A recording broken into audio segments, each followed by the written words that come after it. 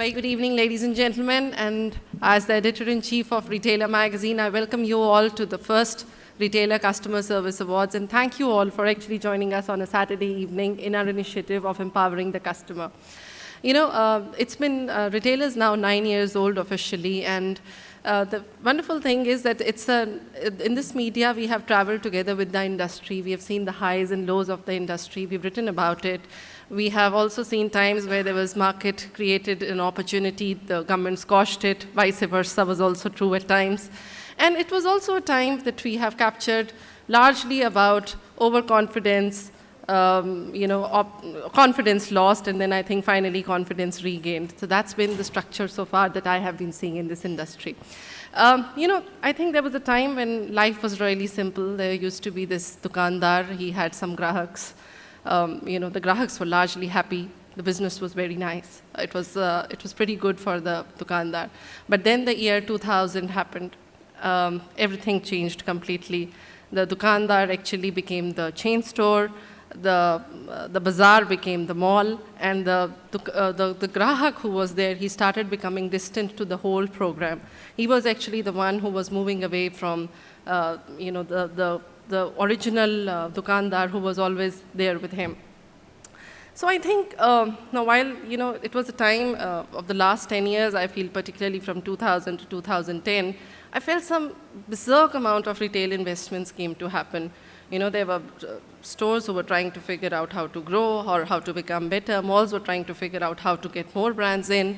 And in the meantime, something amazing happened. The customer grew above all of them. Today the customer is far more mature, and I can tell you because I write about him all the time, he's far more mature than both what retailers experience or what retailers are trying to give to him, or probably even the malls or the experience they are trying to create for him. And thankfully, as the retailers have begun to realize it, they have started now to kind of put their entire ROI and balance sheet to understand that how they're going to give a more experiential retail experience to him over the coming years. At Retailer, we've been contemplating for several years as to how we are going to bring all sorts of retailers under one single umbrella, whether they were standalone retailers or chain retailers or traditional or modern retailers. And I think that was about a year back, the idea of Retailer Customer Service Awards was born.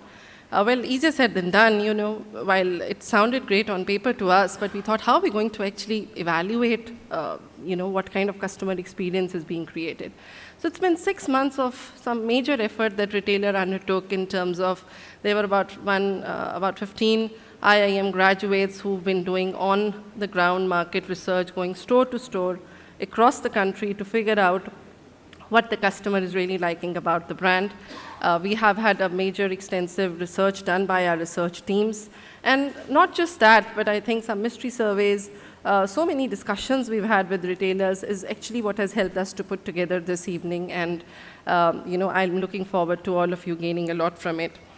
The objective of this evening is really to kind of bring or take us back to the tap root, back to the intimacy that the retailer and the customer always had together.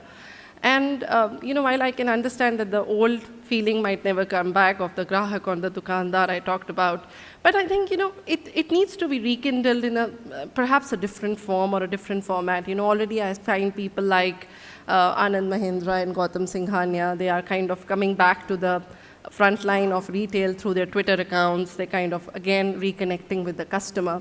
What is perhaps required is a reinvestment made in our customer management teams.